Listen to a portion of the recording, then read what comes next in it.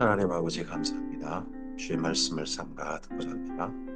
주께서 우리의 선하신 도우심으로 우리 삶 가운데 함께 하시고 우리를 인도하시고 진리를 알게 하시고 그리고 모든 것이 합력하여 선을 이루게 하시는 인도하심을 허락하심을 감사드립니다. 그러하신 주님께서 우리에게 또한 이 말씀을 허락하심을 감사합니다. 주께서 우리의 삶에 도우시고 우리의 주님이 되신 것처럼 이제 우리의 삶에도 주의 말씀을 허락하셔서 주님과 함께 걷기를 기대하신 줄 믿습니다. 주님 이 말씀을 따라 오늘도 주께서 허락하시는 이 하루 어떻게 걸어야 할지 분명히 보일 수 있도록 볼 수 있도록 도와주시옵소서. 그리고 뜻을 헤아려서 하나님과 마음이 맞는 걸음으로 이 하루를 걷게 하옵소서. 주께서 부어주시는 진리 가운데서 빛나는 사랑을 다시 한번 만나게 하시고 믿음을 만나게 하시고 소망을 만나게 하셔서 주께서 기대하시는 아름다운 삶으로 열매로 맺어가고 연결어가는 이 하루이게 하옵소서. 의지하오며 예수님 이름으로 기도합니다. 아멘. 네, 오늘은 고린도전서 9장에서 11장 말씀 함께 읽습니다.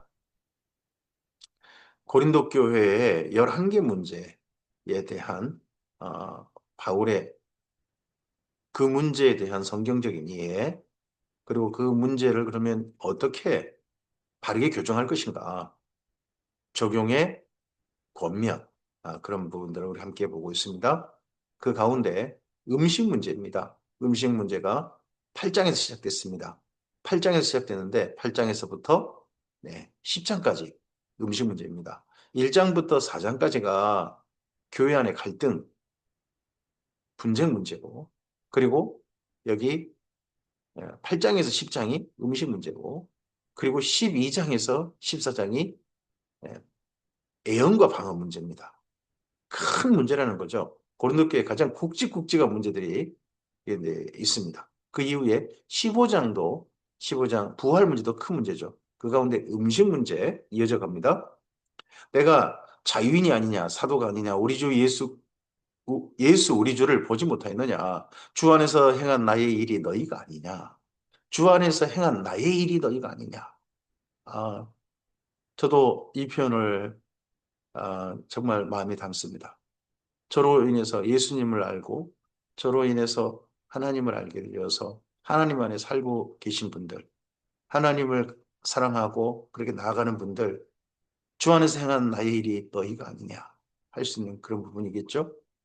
저를 따르는 분들이 아니라 참빛교회에 소속된 분이 아니라 주님께 소속되어지고 주의 진리를 따르고 주께서 보여주신 사랑과 믿음과 소망을 따라 살고 그 정의와 공의를 따르고 이 땅 가운데서 참된 것이 무엇인지 참된 길을 걸어가는 올바른 길을 걸어가는 바로 그분들, 주 안에서 행한 나의 일. 다른 사람들에게는 내가 사도가 아닐지라도 너희에게는 사도이니 나의 사도됨을 주 안에서 인친 것이 너희라. 나를 비판하는 자들에게 변명할 것이 이것이니 우리가 먹고 마실 권리가 없겠느냐. 우리가 다른 사도들과 주의 형제들과 계바와 같이 믿음의 자매된 아내를 데리고 다닐 권리가 없겠느냐 합니다. 바울이 앞서서 고난, 이 고린도 교회의 고난 문제 가운데 이 음식 문제에 대해서 조금 바울식 적용이 있었던 것 같습니다. 그에 대해서 집요하게 바울의 공격자들은 바울의 반대편, 바울을 정말 싫어하는 사람들, 바울은 사도가 아니라고 주장하는 사람들, 바울의 가르침은 사도가 아닌 게 증거다 하는 그런 사람들에게 공격의 빌미를 줬던 게 이 음식 문제였던 것 같습니다. 어찌 나와 바나바만 일하지 아니할 권리가 없겠느냐? 누가 비용으로 군복무를 하겠느냐? 누가 포도를 심고 그 열매를 먹지 않겠느냐? 누가 양떼를 기르고 그 양떼의 젖을 먹지 않겠느냐? 내가 사람의 이대로 이것을 말하느냐? 율법도 이것을 말하지 아니하느냐? 모세 율법에 곡식을 밟았더는 소에게 망을 씌우지 말라 기록하였으니 하나님께서 어찌 손을 위하여 염려하심이냐? 오로지 우리를 위하여 말씀하심이 아니냐?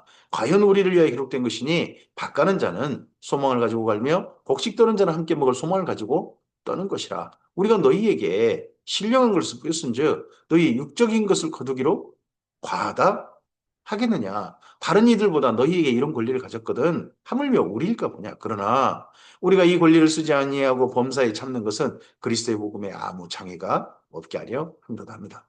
바울과 바나바의 일행이 이런 이방인을 향한 사도들, 이방인을 향한 성령의 보내심을 받은 이들이 공격을 받고 있는 것 같습니다. 첫째는 두 가지 같은, 뭐, 바울은 여기 고린도에서 음식 문제 가지고 또 공격받고, 또 하나는 자비량 목회를 한다는 게, 자비량 선교, 자비량 사역을 한다는 게 지금 공격당하고 있는 것 같습니다. 그들이 왜 그러느냐? 그들은 사도가 아니기 때문이다. 그들이 왜 자비량을 하느냐? 그들이 보내심 받지 않았기 때문이다. 자기 수술한 거다, 그거. 이런 식의 공격을 당했던 것 같습니다. 선한 일이 도리어 억울하게 공격당하게 되는, 네, 그런 핑계거리가 됐다는 겁니다. 참 슬픈 거죠. 사람들은 내가 미워하면요, 무슨 선한 일도 나쁘게 봅니다. 이걸 보고 악마화시킨다 그러죠. 참, 사람을 제대로, 있는 그대로, 나쁜 건 나쁜 것대로, 그리고 선한 건 선한 것대로 봐야 되는데, 내가 좋으면 악한 것도 안 보여요. 내가 싫으면 그리 착한 것도 나쁘게 보인단 말이죠. 또 이런 것이 여기 약간 있습니다.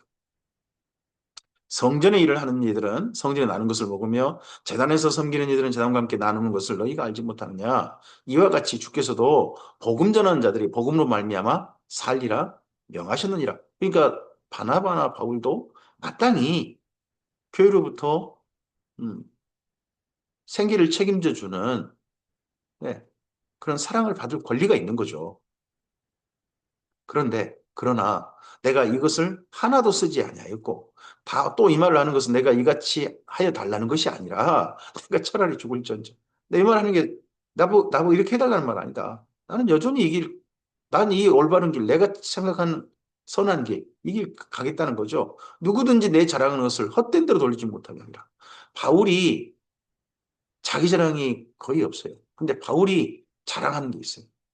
바울 스스로 자랑하는 게 있어요. 그게 뭔가요? 자비량이에요. 왜 그래요? 다 자기도 마땅히 받을 권리가 있어요. 근데 마땅히 받을 권리를 이 교회를 위하여서 사용하지 않는 거예요.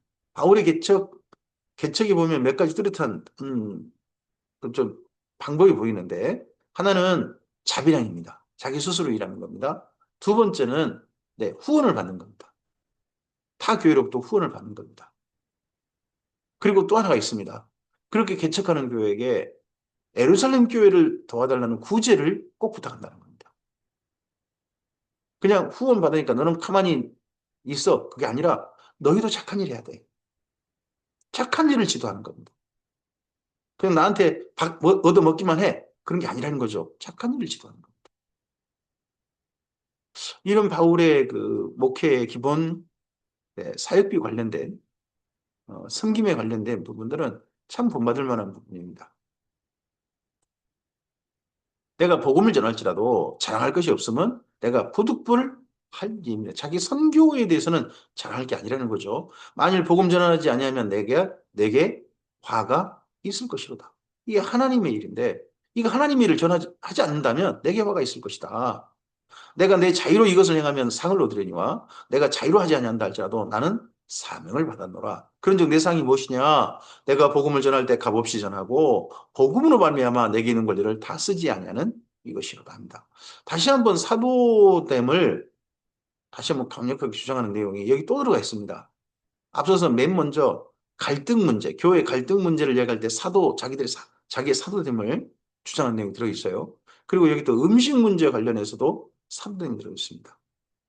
그러니까 바울이 공격당하는 게 이런 문제, 저런 문제 가지고 바울이 자꾸 바울은 사도가 아니다.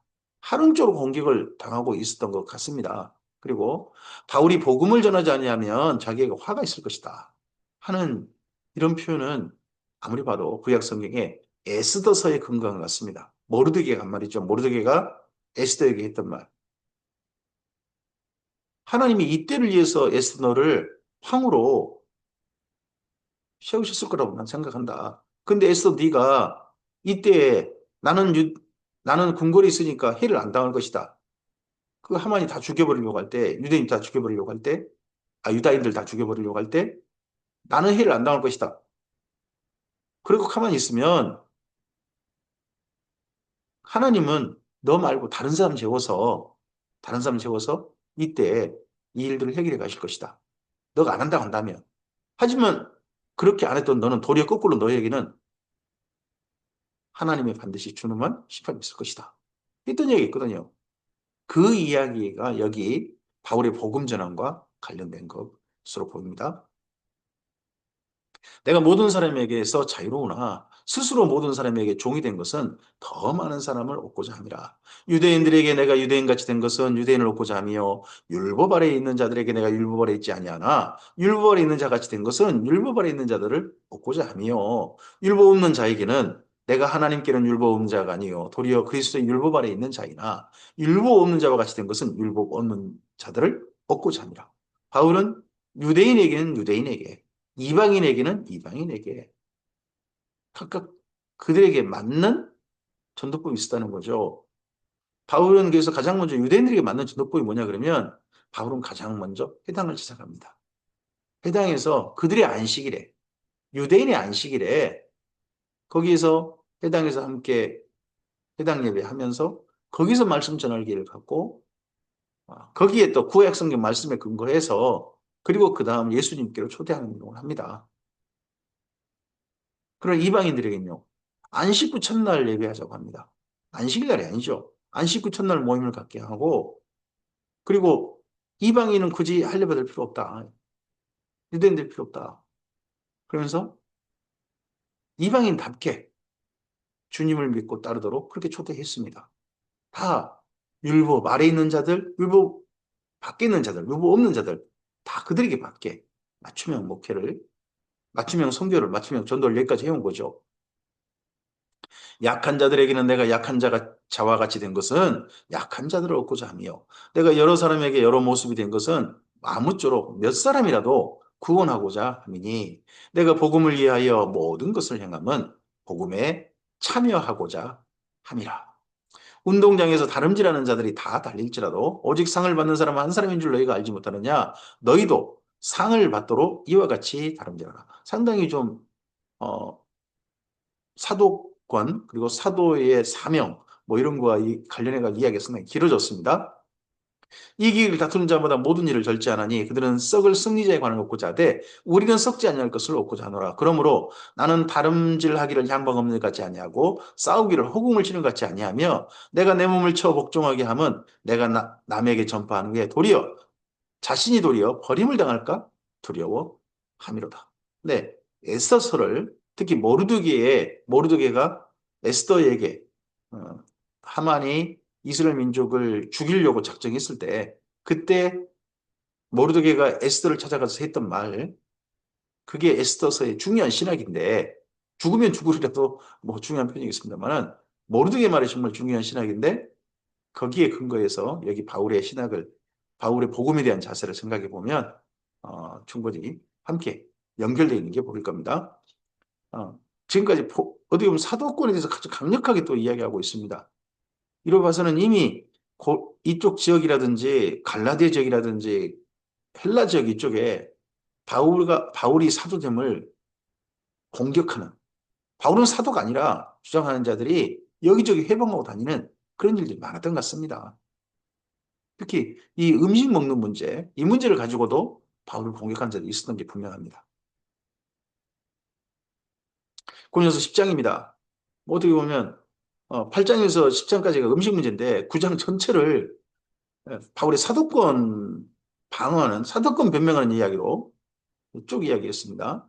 형제들아 나는 너희가 알지 못하기를 원하지 아니하노니 우리 조상들이 다 구름 아래 있고 바다 가운데로 지나가며 모세에게 속하여 다 구름과 바다에서 세례를 받고 다 같은 신령한 음식을 먹으며 다 같은 신령한 음료를 마셨으니 이는 그들을 따르는 신령한 반석으로부터 마셨음에 그 반석은 곧 그리스도시라. 여기 그들을 따르는 신령한 반석입니다. 뭐 르비딘 반석이라는 반석을 쪼개가지고 거기서 물을 마셨는데 그 쪼개진 반석이 예수님이다. 말 같은 소리 하십시오. 그건 아니고 그들을 따르는 신령한 반석. 하나님을 반석이라고 하죠. 하나님을 신을 반석이라고 합니다. 그게 예전 구약 성경에 수많은 특히 이스라엘 민족이 가나안 땅 정착할 때 기본적인 생각입니다. 그래서 반석에 지은 집이란 신의 보살핌 안에서 신과 함께 세워진 민족, 나라, 거기를 말하는 거죠. 맨 먼저 구약 성경에서는. 그래서 그들을 따르는 신령한 반석입니다. 그들을 따르는 하나님 자신을 따르는 반석으로 표현한 거죠. 그러니까 예수님이 어떤 분이란 겁니까? 예수님이 하나님이시라는 표현입니다. 하나님이시라는 고백인 거죠. 놀라운 고백입니다. 그러나 그들의 다수를 하나님이 기뻐하지 아니하셨으므로 그들이 광야에서 멸망을 받았느니라. 이러한 일은 우리에게 본보기가 되어 우리로 하여금 그들이 악을 즐겨같이 즐겨하는 자가 되지 않게 하려 함이니 그들 가운데 어떤 사람들 같이 너희는 우상 숭배하는 자가 되지 말라. 기록된 바 백성이 앉아서 먹고 마시며 일어나 뛰논다 함과 같으니라. 여기 음식과 관련해서 우상 숭배와 관련되거든요. 아데미 신전. 거기에서 거기서부터 여기 지금 시장으로 아고라로 양고기 같은 게 저렴한 가격으로 나오거든요. 그게 아데미 신전에 가가지고 지금 신한테 바친다 그러면서 사실 화대를 준 거죠. 거기는 성청이라 불리는 창녀들한테 1,000명이나 있었다 그러죠. 그들한테 화대 주면 그 화대 준 걸 그 여성들은 시장에 내다가 파는 거예요. 저렴한 가격으로. 그러다 보니까 특별히 고린도에 사는 고린도 바울이 그렇게 말했잖아요. 그들 가운데 문벌 좋은 자도 많지 않고 능력 있는 자도 많지 않고 지식 있는 자도 많지 않다. 그럼 가난하고 못 배우고 힘없는 그런 하층민이 여기 고린도 교회 성도 중에 많다. 그럼 그들이 어떻게 먹고 살아요? 똑같은 고기를 할지라도 좀 저렴한 걸 먹을 수밖에 없죠. 그러다 보니까 바울은 시장에서 파는 것이면 먹어라. 먹어라. 했던 거. 이전에도 했던 이야기 같고, 이번에 다시 한번 반복하는 것 같습니다. 하지만 그것이 시장에서 먹는 걸 우상숭배가 되게 하면 안 된다는 거죠. 그들 중에 어떤 사람들이 음행하다가 하루에 2만 3천 명이 죽었나니, 우리는 그들과 같이 음행하지 말자. 또 신정의식 뭘 모르겠어요. 거기 저쪽 아데미 신전, 저 산 위에 있는 아데미 신전까지 가가지고 거기 참여하면 또 그 고기를 공짜로 먹을 수 있나요? 그것도 잘 모르겠습니다. 그 음행하지 말자. 그들 가운데 어떤 사람들이 주를 시험하다가 뱀에게 멸망하였나니, 우린 그들과 같이 시험하지 말자.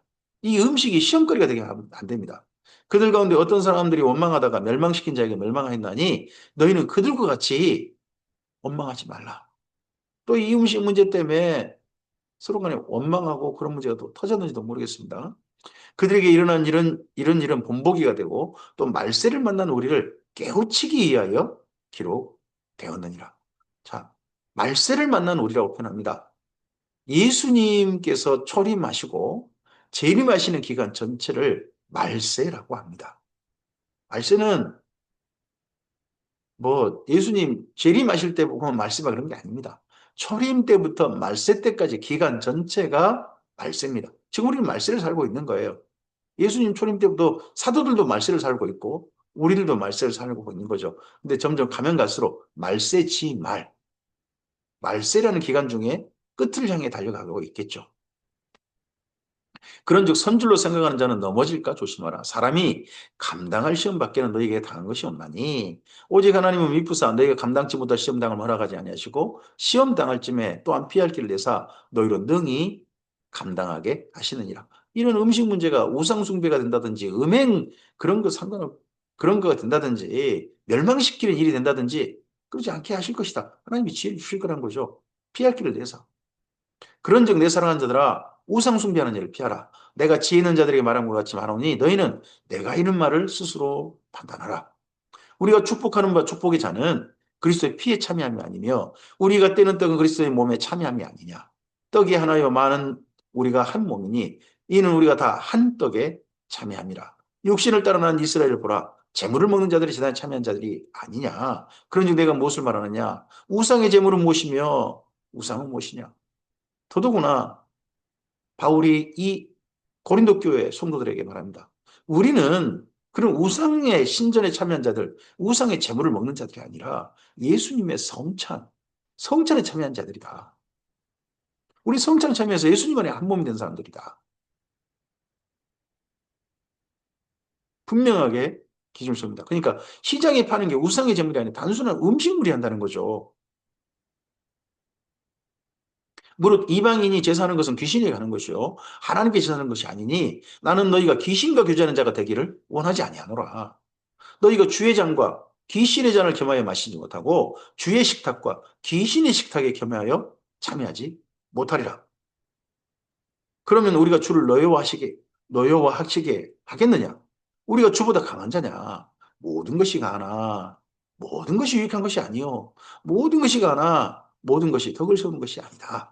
바로 말합니다. 사실은 8장에 이면 바울은 적용을 했습니다. 가난한 사람들이 고기류를 단백질 같은 걸 섭취할 수 있는 방법이 저렴하게 비용을 주고 시장에서 고기를 사 먹는 거겠죠. 근데 그것마저도 시험이 된다면 그것마저도 누구한테 걸림이 된다면 바울은 그거 허용한 것 같습니다. 바울은 앞서도 허용하고 이 편지서도 허용하는 게 보입니다. 하지만 그게 다른 사람에게 시험이 된다면 자기가 아니라 다른 사람에게 시험거리가 된다면 안 먹는 게 낫다. 안 먹는 게 낫다. 이렇게 덕을 세우는 게 아니다. 다시 한번 모든 것이 가하나 덕을 세우는 게 아니다. 그러면 가한 것, 자유가 중요한 게 아니라 덕을 세우는 게 중요하다는 거죠. 누구든지 자기 유익을 구하지 말고 남의 유익을 구하라. 무릇 시장에서 파는 것은 양심을 위하여 묻지 말고 먹어라. 이 이야기 하고 싶어가지고 사도권 이야기하고 성찬 이야기까지 가져온 겁니다. 그러면 이 이야기가 상당히 이 고린도 교회에게 문제가 좀 됐고 또 바울은 이 문제를 사실 지도하기가 쉽지 않았음을 보입니다. 왜냐하면 시장에 파는 게 분명한 게 저쪽 아데미 신전에서 나온 고기류가 저렴한 고기이라는 건 바울도 알고 다 아는 거죠. 근데 그걸 단순한 음식으로 그냥 먹어라. 그렇게 지도한다는 게 바울이 얼마나 고민이 많았겠습니까? 더더구나 사도행전 15장에서 이방인들을 향해 권할 때 우상의 점을 먹지 말자라고 삼가자고 분명히 내용이 들어있잖아요. 그 내용도 지금 거역한 것처럼 그 내용도 무시하는 것처럼 보이는 적용이잖아요. 그러다 보니까 바울도 고민이 많았던 것 같습니다. 하지만 그의 고민과 이 성도들을 이해하고 덕을 세우는 게 무엇인가를 고민하면서 바울이 하는 적용 첫 번째는 시장에서 파는 것은 양심을 위하여 묻지 말고 먹어라. 시장에서 파는 거 그냥 고기로 생각하자. 시장에서 파는 거다. 이는 땅과 거기 충만한 것이 주의 것임이라. 불신자 중 누가 너희를 청할 때에 너희가 가고자 하거든 너희 앞에 차려놓은 것은 무엇이든지 양심을 위하여 묻지 말고 먹어라. 불신자들이 그 먹는 고기류라든지 이런 것들이 우상의 제물 경우가 많겠죠. 하지만 불신자가 청하면요. 자기 양심을 위하여서 묻지 말고 먹어라. 대신에 누가 너희에게 이것이 제물이라 말하거든. 알게 한 자와 그 사람의 양심을 위하여 먹지 마라. 제물이라 하거든. 이제 혹시 이제 그런 말할 수 있겠죠. 이 사람이 교회 다닌다는 걸, 고린도에 있는 교회, 공동체에 한 사람이라는 걸 알면, 이거, 저쪽, 아폴로 신전에 나온 건데, 이거 저쪽, 아데미 신전 나온 건데, 또 다른 신전도 있었겠죠. 고린도가 얼마나 큰 도시였는데요. 거기 나온 곳인데 하면 그 양심을 위하여, 그 사람의 양심을 위하여 먹지 마라. 내가 말한 양심은 너희 것이 아니하요. 남의 것이니 어찌하여 내 자유가 남의 양심으로 말미암아 판단을 받으리. 즉, 남의 양심을 위하는 거, 그게 덕을 세운다는 거겠죠. 바울도요, 바울의 자유, 그게 다른 사람의 양심에 걸림이 되지 않기를 굉장히 신중하게 생각하고 행동을 선택했던 것 같습니다. 만일 내가 감사함으로 참여하면 어찌하여 내가 감사하는 것에 대하여 비방을 받으려. 감사로 우리 식사를 대하잖아요. 우리 식사 대하기 전에 먼저 감사기도하지 않습니까? 감사함으로 대하는 이 하나님께 주신 선물을 먹는 것이 다른 사람에게 비방받는다. 이건 진짜 억울한 거죠. 어찌 비방을 받으려. 그러니까 이렇게 되니까 바울이 마지막으로 권한 게 뭡니까? 그런즉 너희가 먹든지 마시든지 무엇을 하든지 다 하나님의 영광을 위하여 하라. 결국 내 자유, 내 권리 그런 거 주장하지 말고 하나님 앞에서의 하나님께 영광, 또 하나가 다른 사람의 양심, 또 하나가 뭡니까? 덕을 세우는 것. 그걸로 여기까지 적용을 말합니다. 음식 문제, 먹는 문제, 지금도 우리 시대의 음식 문제는 여러 가지로 고민됩니다. 음식 문제가 의식법의 문제냐? 그런다면 고린도전서 이 부분 문제가 될 것도 없죠. 초대교회도 음식 문제가 이렇게 계속 옵니다. 지금 우리들에게도 음식 문제는 여전합니다. 제사상에 나오는 음식 드시면 안 되는 겁니다. 그리고 사실 몸에 안 좋은 것들은 드시는 거 하나님이 정말 좋아하시겠습니까? 건강을 위해서라도 늘 성경의 한 부분이 뭡니까? 성도들의 건강을 염려함입니다.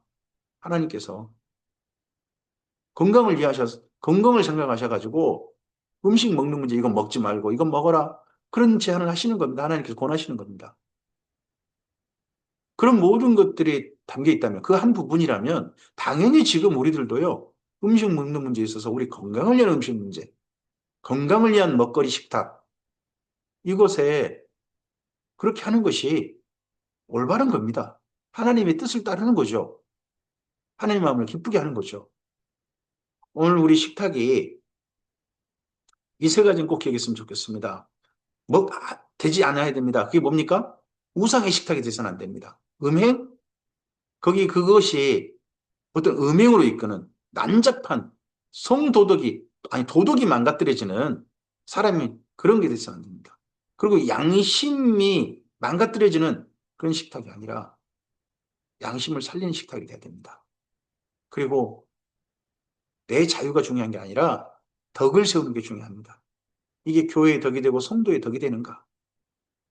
그리고 하나 더 마지막으로 이 모든 것이 하나님께 영광이 되어야 할 것입니다. 8장에서 10장까지 길게 우리 음식 문제에 관해서 성찬의 예까지 들면서 자기 사도권의 예까지 들면서 여기까지 길게 적용 이야기했습니다. 유대인이나 헬라인에게나 하나님의 교회에게나 거치는 자가 되지 말고 나와 같이 모든 일에 모든 사람을 기쁘게 하여 자기 유익을 구하지 않고 많은 사람의 유익을 구하여 그들로 구원을 받게 하라. 결국 하나님의 구원으로 초대하시는 우리 삶이 되어야 한다라고 말합니다. 고린도서 11장입니다. 내가 그리스도를 본받는 자 된 것 같이 너희는 나를 본받는 자가 되라. 너희가 모든 일에 나를 기억하고 또 내가 너희에게 전하여 준 그대로 전통을 지킴으로 너희를 지켜. 이 전통이 어디에 나옵니까? 데살로니가 전서 4장 5장입니다. 그러나 나는 너희가 알기를 원하노니 각 남자의 머리는 그리스도요. 여자의 머리는 남자요. 그리스도의 머리는 하나님이시라. 무릇 남자로서 머리에 무엇을 쓰고 기도나 예언을 하는 자는 그 머리를 욕되게 하는 것이요.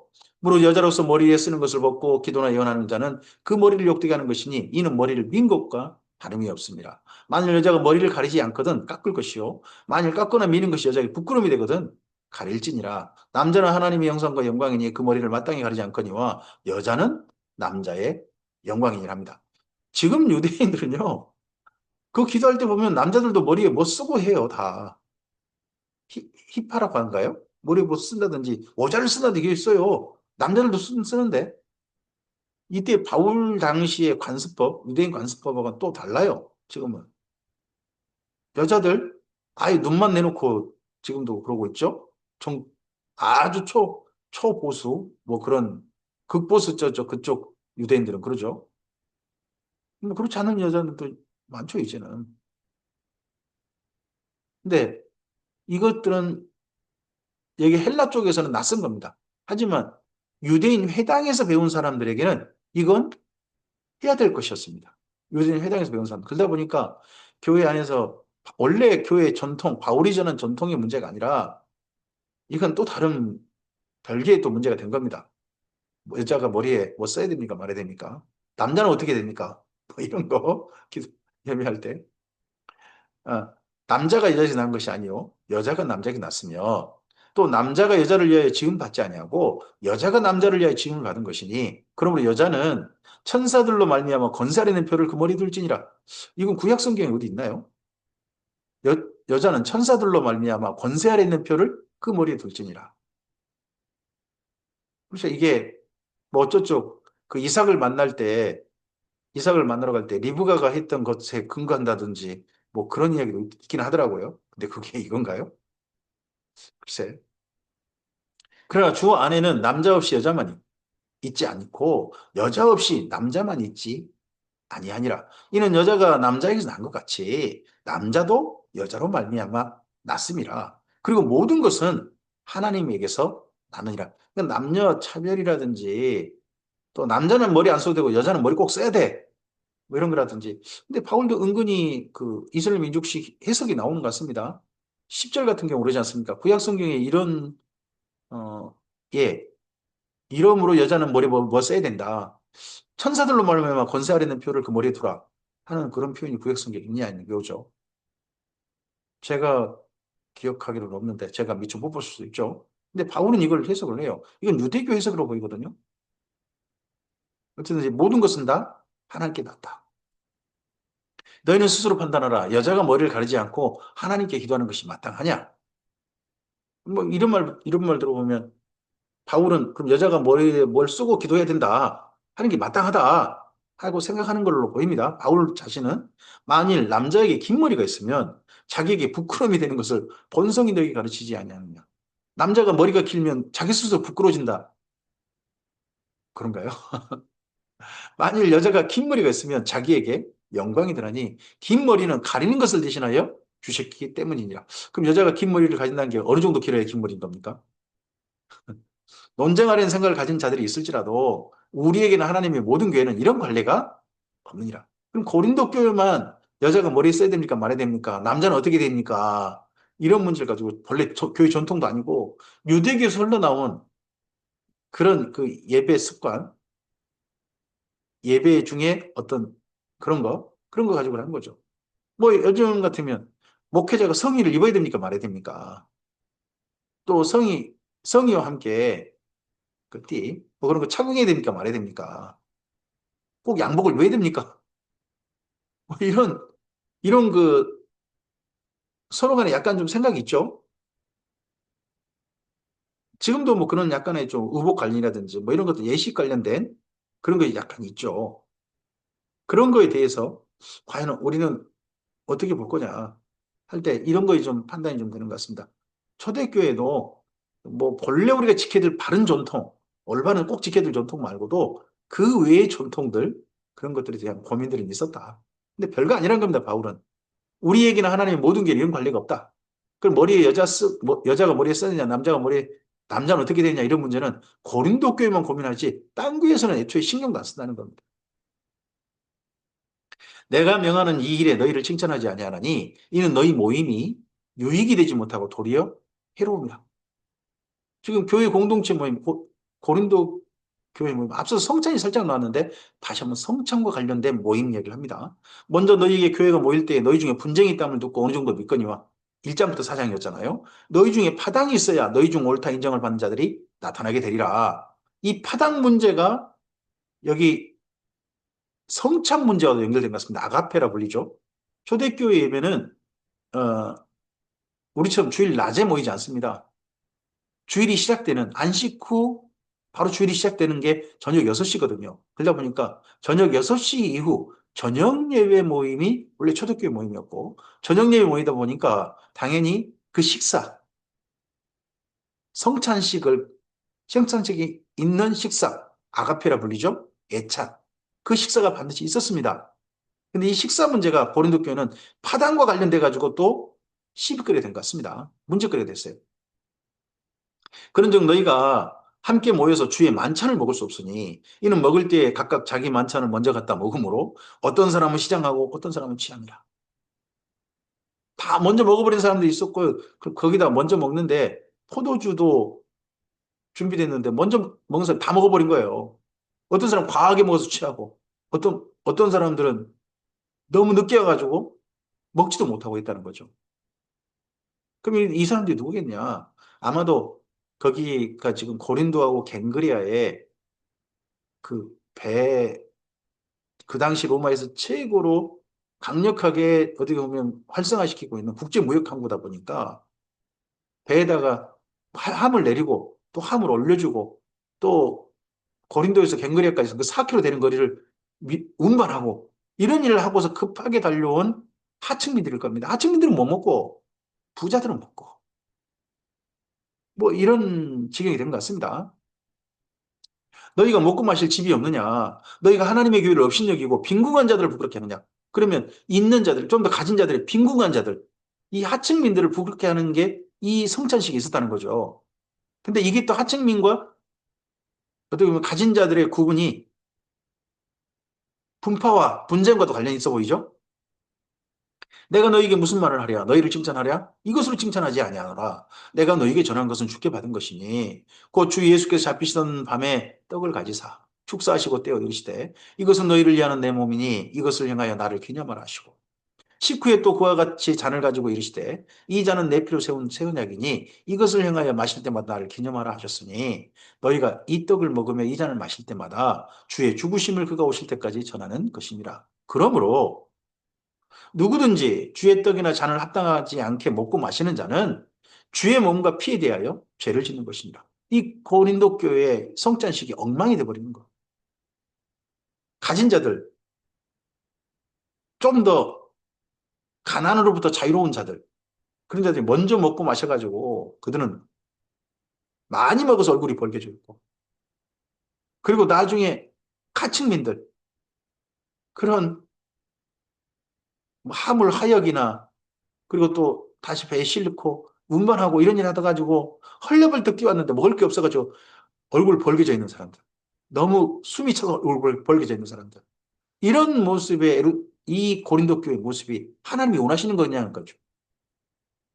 이런 고린도 교회의 성찬식 자체가 죄를 짓는 것이다 하는 겁니다. 주의 몸과 피에 대해 죄를 짓는 것이다. 죄를 지었다가 아닙니다. 죄를 짓는 것이다. 이건 이렇게 된 것 자체가. 지금 우리는 여기 11장 27절 가지고 우리 자신이 성찬식을 대할 때 죄 있는 상태에서 이 성찬식 대하지 말자 하는 말씀으로 그렇게 요즘 뭐 그렇게 우리가 성찬식 할 때 듣습니다만은 원래는 그게 아니고 이 성찬식을 죄 짓는 걸로 만드는 그런 교회가 고린도 교회였다는 거죠. 사람이 자기를 살피고 그 후에야 이 떡을 먹고 이 잔을 마실지니 주의 몸을 분별하지 못하고 먹고 마시는 자는 자기 죄를 먹고 마시는 것입니다. 나만 거기서 죄송해요 이렇게 표현했어요. 처먹고 가난한 사람들 배려하지 않고 또 가난한 사람들 당연히 좀 더럽겠죠. 그 하역하고 그러고 오니까 아이 더러워. 내가 이방인인데 더더구나 저렇게 더러워 봐. 진짜 내 죄가 나한테 옮을 거야. 나도 더러워질 거야. 이런 생각은 유대교적 생각. 이방인과는 함께 무시먹는 건 안 돼. 맞아. 그 말이 맞아. 뭐 이런 사람들 있을 거란 말이죠. 그런 사람 자기 죄를 먹고 마시는 것이다. 우리 강력하게 성토합니다. 그러므로 너희 중에 약한 자와 병든 자가 많고 잠자는 자도 적지 아니하니 우리가 우리를 살폈으면 판단을 받지 아니하려니와 우리가 판단을 받는 것은 주께 징계를 받는 것이니 이는 우리로 세상과 함께 정죄함을 받지 않게 하려 하심이라. 그런즉 형제들아 먹으러 모일 때에 주일 주일 예배 모일 때 안 씻고 첫날 모일 때에 서로 기다리라. 저녁에 모임 가질 때요. 만일 누구든지 시장하거든 나 근데 배고픈데요. 시장하거든 집에서 먼저 먹고 와라. 가난한 사람들은 집에 먹을 틈이 없잖아요. 지금 일하다가 급하게 오는 사람들인데 언제 먹을 틈이 있겠어요? 그러니까 너희는 그래도 저 여유가 있으니까 집에서 먼저 먹고 와라. 집에서 먹을지니 이는 너희 모임이 판단받는 모임이 되지 않게 하려 함이라. 그 밖의 일들은 내가 언제든지 갈 때 바로 잡. 그럼 그 밖의 일도 있다는 거죠. 여기 11개 문제를 열거했습니다만은 11개 문제보다 더 많았을 겁니다. 나머지 문제들은 편지 말고 만나서 그때 좀 지도해 주겠다. 이렇게 합니다. 오늘 여기까지 말씀입니다. 바울이 긴 분량으로 음식 문제, 자신의 사도권, 그리고 성찬식까지 열거해 가면서 이 음식 문제에 대해서 지도를 했던 내용이 있었습니다. 그리고 여자가 머리에 수건 써야, 남자와 여자가 머리에 수건 써야 되냐 말아야 되냐. 이런, 죄송합니다. 쓰잘데기 없는 관습 문제. 유대교가로도 뭐 연유한 간섭 문제하고, 그리고 또 이제 여기 성찬식에 세상에 성찬식이 도리어 거룩한 이게 예수님의 성찬이 아니라 사탄의 성찬이 돼버리는 그런 거에 대해서 네, 말씀을 바울이 지도한 게 보입니다. 오늘 우리의 삶에도 이런저런 예배 가운데 또 삶의 자리 가운데 주의 지도하심을 받아서 바르게 해야 될 것들이 있을 것입니다. 우리의 생각과 우리의 가치관이 주의 말씀을 따라 올바르게 교정되어지고 고린도전서를 대함으로써 우리의 삶이 또 하나님과 한 마음과 한 진리로 하나님께서 옳다고 하신 걸 나도 옳다고 하고 하나님께서 이건 악하다 하는 걸 우리도 악하다 할 수 있는 그런 시각도 교정되어지고 삶도 교정되어지는 은혜를 누렸으면 좋겠습니다.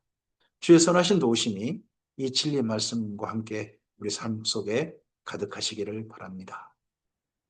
복된 또한 주일 준비하시기 바랍니다. 감사합니다.